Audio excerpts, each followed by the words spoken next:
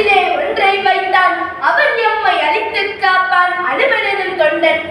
அவனை போற்றி அவன் தாழ் பணிந்து அவையோர் அனைவருக்கும் என் சிறந்த வணக்கத்தை தெரிவித்துக் கொண்டு அனுமனனும் தொண்டன் எனும் தலைப்பில் உங்களிடையே ஒரு சில கருத்துக்களை கூறலாம் என வந்துள்ளேன். மார்கழி மாதம் மூல நட்சத்திரம் அனுமனின் அவதாரமாக கொண்டாடப்படுகிறது. ஆண் மூலம் அரசாலும் பெண் மூலம் நிர்மூலம் என்று சிலர் பேசுவதை கேள்விப்பட்டிருப்பீர்கள். இது சற்று அபத்தமான உணர்தல் என்றாலும் இங்கு சொல்லும் முதல் வார்த்தை அரசாலும் என்பது. ஆனால் அனுமன் ஆண் மூலம் அரசாண்டானா? இல்லையே, அடக்கமான அன்பு தொண்டனாகத்தானே இருந்தான்.